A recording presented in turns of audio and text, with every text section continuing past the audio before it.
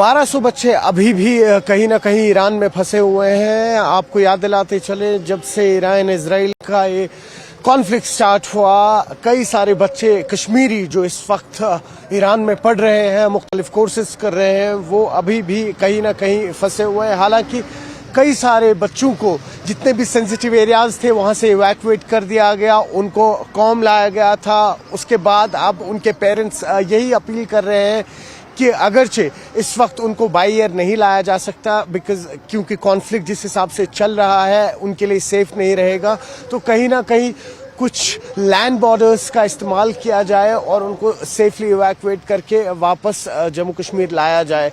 कई सारे बच्चों का कहना ये भी था कि वो वापस आना चाहते थे, लेकिन उनके कॉलेजेस ने उन्हें आने नहीं दिया क्योंकि उनके इम्तिहानात आने वाले थे और उनको क्लियर इंस्ट्रक्शंस दी गई थी कि कोई भी बच्चा अगर अपनी जिम्मेदारी पे वापस जाना चाहता है वो जा सकता है, लेकिन उसका 1 साल ज़ाया होगा, जिसके कारण बच्चों ने चांस नहीं लिया और वो वापस ईरान में ही रुक गए। अब देखना ये होगा कि कब ये बच्चे अपने घरों की तरफ वापस लौटेंगे या इससे पहले ही कहीं ना कहीं ये वॉर डीएस्केलेट होगा। वही अगर हम दूसरी खबर की बात करें, इस वक्त एलपीजी गैस सिलेंडर्स की त्राही त्राही चल रही है, जिसके चलते हुए हमने देखा साउथ इंडिया में, साथ ही साथ वेस्ट की अगर बात करें यानी मुंबई की, वहां पर भी करीबन 20% होटलियर्स को इफेक्ट पड़ा है।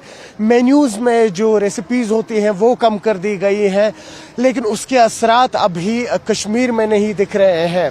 हालांकि अगर हम होटलियर्स की माने, उन्होंने कहा है बाइसन आतंकी हमले के बाद वो अब वापस से रिवाइव कर रहे हैं, लेकिन उतना फुटफॉल नहीं है जो कहीं ना कहीं किल्लत हो या एलपीजी की वजह से उनको किसी भी तरीके का इफेक्ट हो।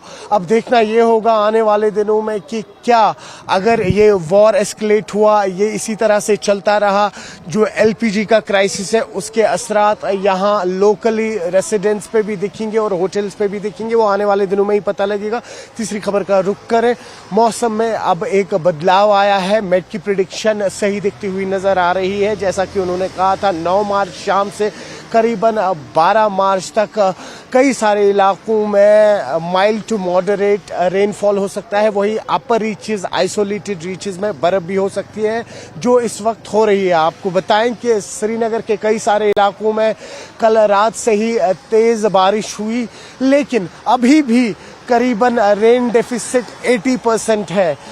मार्च का महीना है, आने वाला अप्रैल, एक्सपेक्ट यही है कि बारिशें हो ताकि जो ये रेन डेफिसिट 2025 यानी पिछले साल में हमने देखा 83% का था, वो कहीं ना कहीं रिकवर हो।